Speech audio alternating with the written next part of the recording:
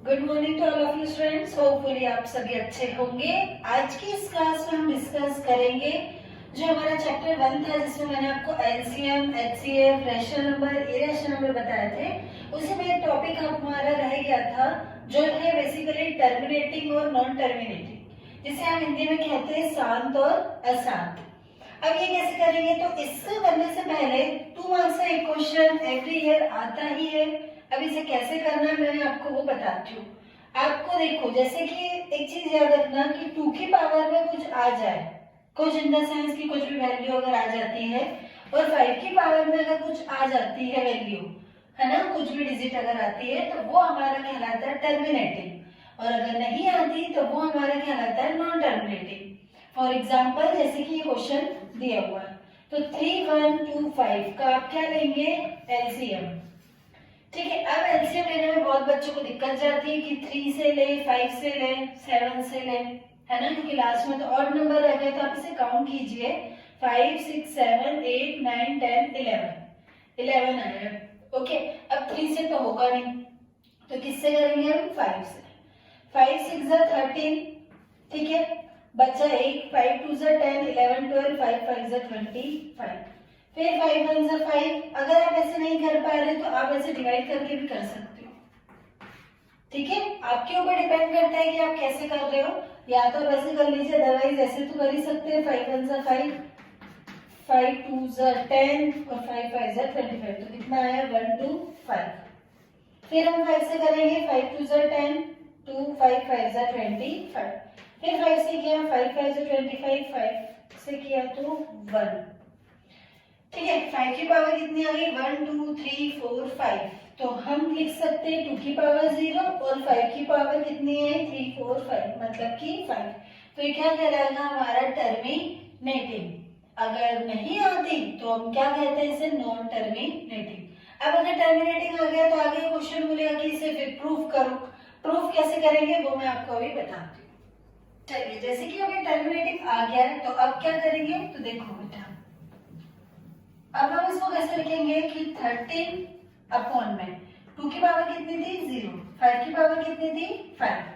अब आप देख रहे होंगे कि 2 की पावर तो 0 आई है, ठीक है, लेकिन 5 की पावर 5 आई है। तो हमें अब क्या करना पड़ेगा कि इसको भी क्या बनाना पड़ेगा, 2 की पावर 5 बनाना पड़ेगा। तो हम कैसे लिखेंगे, 13 अपॉन में 2 की पावर 5 मल्टीप्लाई 5 की पावर 5, ऊपर भी हम किसका मल्टीप्लाई कर देंगे, 2 की पावर 5 का।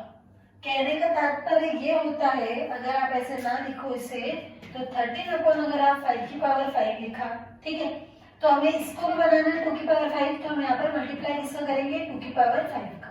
नीचे अगर 2 की पावर 5 का मल्टीप्लाई किया तो ऊपर भी किसका करेंगे, 2 की पावर 5 का। अब देखो, इसका इसमें मल्टीप्लाई कर लेंगे, वो तो चलो ठीक है हो जाएगा। नीचे हम क्या लिखेंगे, 13 मल्टीप्लाई 2 की पावर 5 अपॉन 5 2 जा 10, 10 की पावर कितनी आ गई, 5। यहाँ तक आपको कोई डाउट नहीं होगा। अब हम देखो जानते हैं कि 2 की पावर 5 कितना होता है, 32। तो अब हम क्या लिख सकते हैं इसको, 13 मल्टीप्लाई 32 अपॉन में हमारा चल रहा था 10 की पावर 5, मतलब कि हम नीचे कितने 0 लगा देते हैं, 1, 2, 3, 4, 5। अगर आप 13 का 32 में मल्टीप्लाई करेंगे तो आपका आंसर आएगा 416 अपॉन में नीचे कितने 0 थे, 1, 2, 3, 4, 5। अब हमें क्या करना है, 5 संख्या के बाद 0 लगाना है, मतलब 6, ये हो गया 1, 2, 3, ये तो ऐसा तो ऐसा 4 और ये 5, और यहाँ क्या लगा दीजिए 0। तो ये आ गया आपका आंसर। ये आपको तब मेथड अप्लाई करनी है जब आपका टर्मिनेटिंग आ जाए। अगर आपका नहीं आए तो आपसे वहीं तक छोड़ सकते हैं। होपफुली आपको क्वेश्चन समझ में आ गया होगा। जैसे कि अगर मैं नेक्स्ट क्वेश्चन की बात करूं तो नेक्स्ट क्वेश्चन हमारा आप देख लीजिए एक बार। जैसे कि एक नेक्स्ट क्वेश्चन है 29 अपॉन में 343। हम बहुत अच्छे से जानते हैं कि जैसे कि 29 है तो ऊपर वाले से तो हमें कोई लेना देना है ही नहीं, तो 29 ऐसा का ऐसा। 343 हम जानते हैं कि 7 का क्या होता है बेटा, क्यूब। तो हम इसे क्या लिख सकते हैं, 7 इंटू 7 इंटू 7। ठीक है, अब ये क्या हो जाएगा, 29 अपॉन में 7 की पावर क्यूब।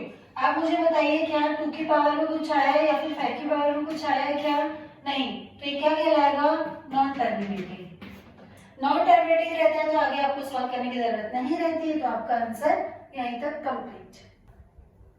चलिए अब हम चैप्टर 2 के कुछ इंपॉर्टेंट क्वेश्चन करेंगे बेटा। अगर मैं चैप्टर 2 की बात करूं तो आपको इसमें पता होगा कौन कौन से इंपॉर्टेंट टॉपिक है।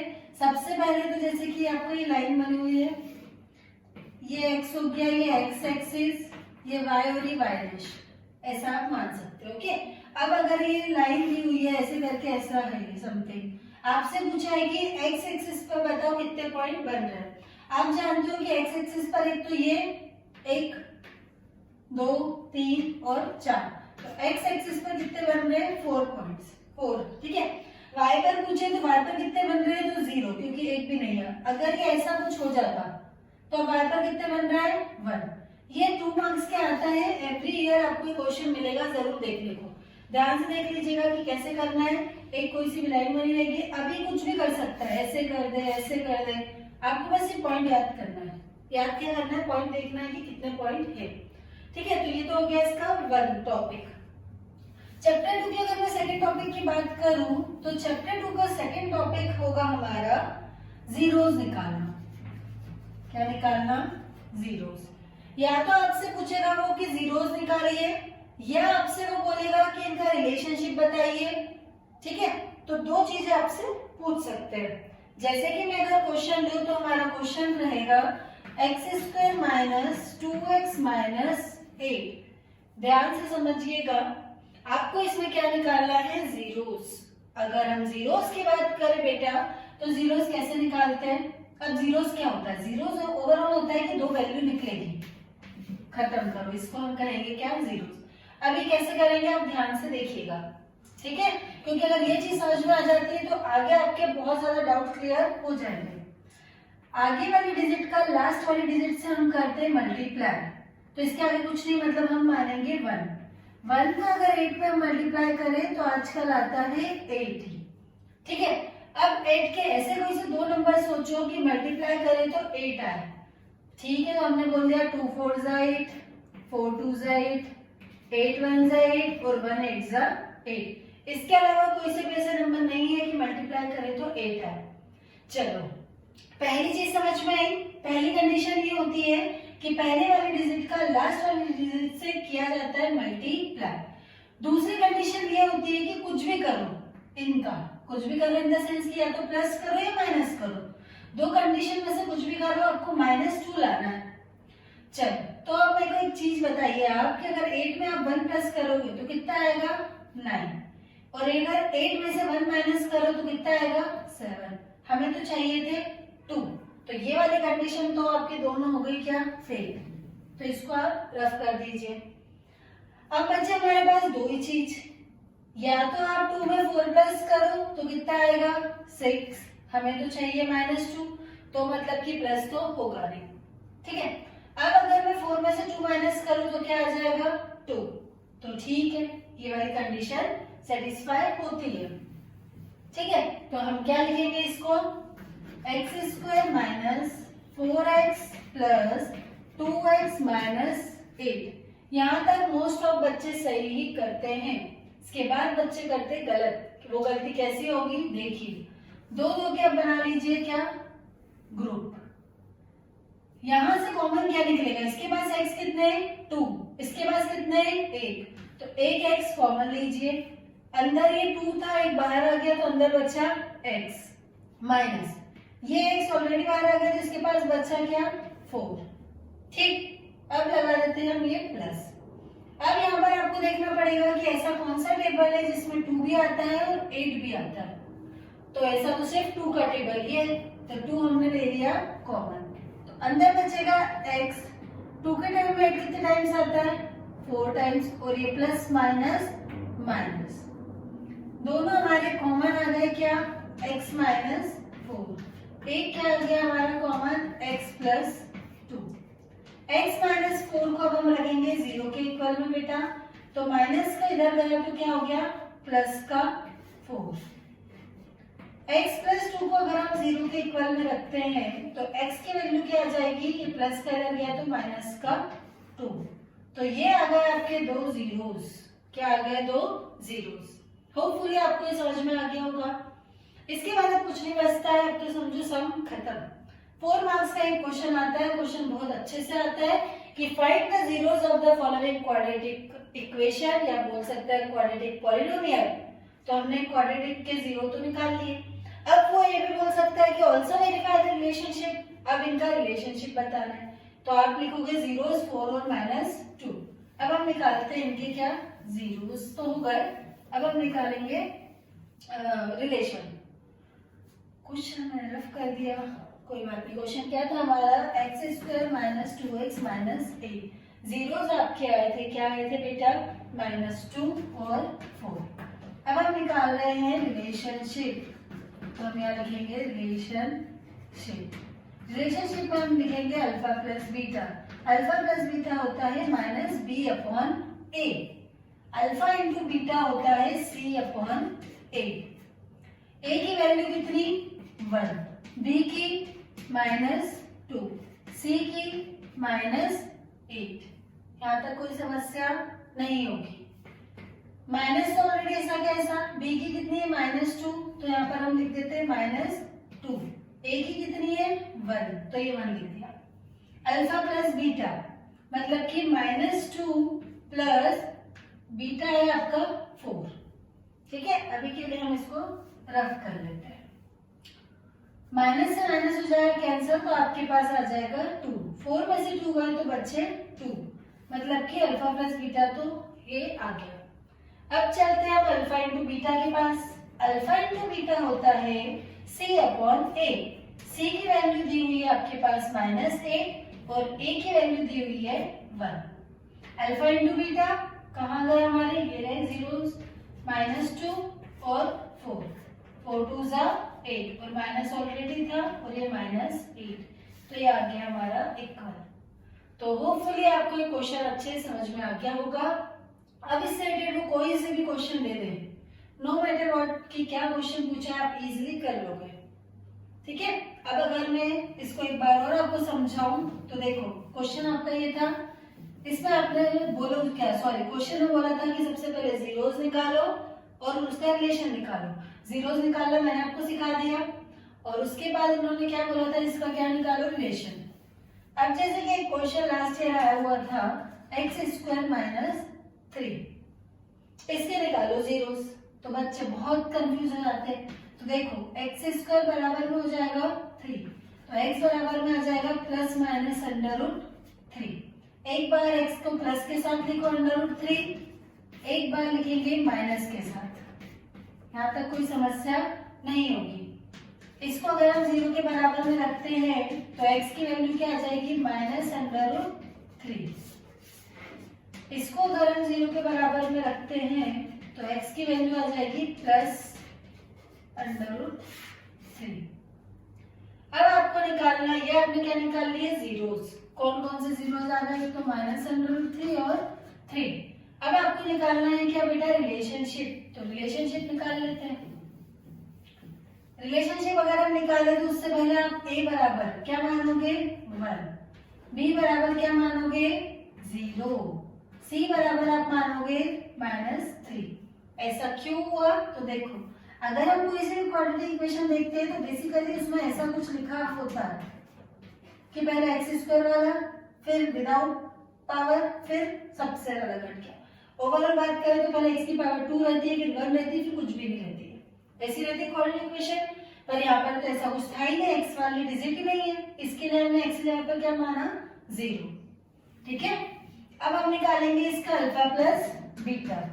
अल्फा प्लस बीटा होता है -b/a, तो माइनस ऐसा कैसा, b कितना दिया हुआ है 0, a दिया हुआ है 1।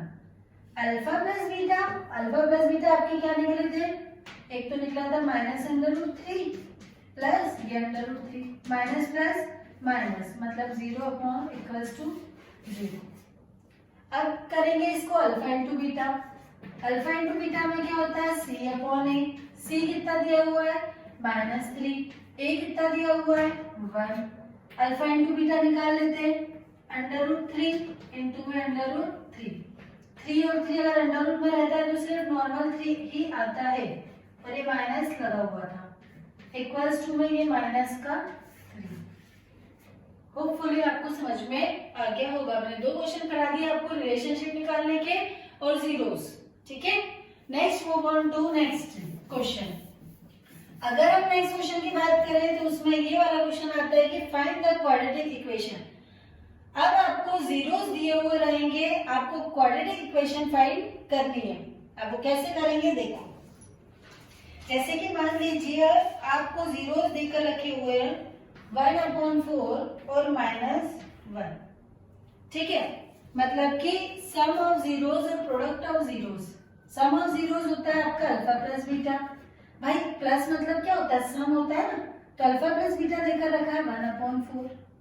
अल्फा इंटू बीटा मतलब प्रोडक्ट ऑफ जीरोस देकर रखा है -1।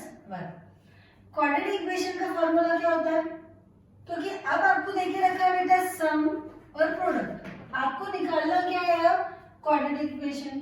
तो क्वाड्रेटिक इक्वेशन का फॉर्मूला होता है x² minus alpha plus beta x plus alpha into beta.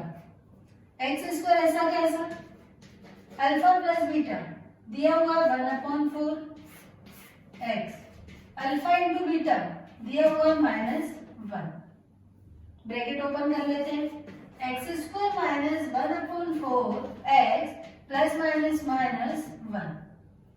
अब ये तो कोई क्वाड्रेटिक इक्वेशन नहीं बनी, क्योंकि क्वाड्रेटिक इक्वेशन तो होती है कि पहले x² वाली टर्म आती है, फिर विदाउट x, फिर कांस्टेंट। अब ये अपॉन में आ रहा है तो आपको इसको क्या करना पड़ेगा, यहाँ से डिलीट करना पड़ेगा। तो हम लिखेंगे x² minus 1/4 x minus 1 equals to में 0 मल्टीप्लाई बाय 4, ठीक है। अब इसके आगे का मैं आपको ऊपर करके बताती हूँ। 4 का अगर x² मल्टीप्लाई करेंगे तो आंसर आएगा 4x²। 4 का अगर हम 4 से कर देते क्या हो जाएगा, कैंसर, तो बचेगा नॉर्मल x।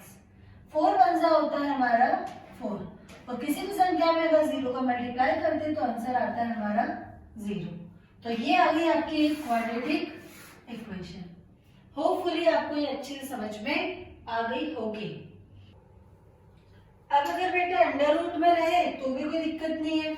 अगर वो बोल रहा है कि सम ऑफ जीरोस देकर रखा है आपको √3, प्रोडक्ट ऑफ जीरोस वो बोल रहा है कि वो दिया हुआ है आपको कितना 1/3, तो बोल रहा है क्वाड्रेटिक इक्वेशन सॉल्व करके बताइए। बता देते, x² minus alpha plus beta x plus alpha into beta equals to में 0। ओके, x² ऐसा का ऐसा, अल्फा प्लस बीटा कितना दिया हुआ है √3 और x plus alpha into beta दिया हुआ है 1/3 इक्वल्स टू 0। यहाँ तक कोई समस्या नहीं होगी। ब्रैकेट ओपन कर लेते हैं, x² minus √3 x plus 1/3 equals to में 0। फिर ये अपॉन में आ गया, अपॉन में आ गया तो क्वाड्रेटिक इक्वेशन कैसे बन सकती है, तो इस 3 का हम पूरी इक्वेशन में डिवाइड कर देते हैं। ये हो जाएगा 3x plus 1/3 equals to 0 multiply by 3। 3 का इसमें करेंगे तो हो जाएगा 3x²। 3 का √3 में करेंगे तो आएगा 3√3x। 3 का 3 से हो गया कैंसिल, तो क्या बचा 1, और 3 0 होता है आपका 0। तो ये आ गई आपकी क्वाड्रेटिक इक्वेशन। होपफुली आपको चैप्टर 2 के सारे इंपॉर्टेंट टॉपिक समझ में आ गए होंगे। अगर मैं एक बार और समअप करूं तो बेटा इस चैप्टर में आपको पढ़ना पड़ेगा क्या, सबसे पहले आपको सीखना पड़ेगा जीरोस निकालना, देन आपको सीखना पड़ेगा उनकी रिलेशनशिप, फिर क्वाड्रेटिक इक्वेशन। 4 नंबर का एक क्वेश्चन जरूर आता है, तो आप ध्यान से कीजिएगा। नेक्स्ट क्लास में मैं आपको नेक्स्ट चैप्टर कराऊंगी। Thank you.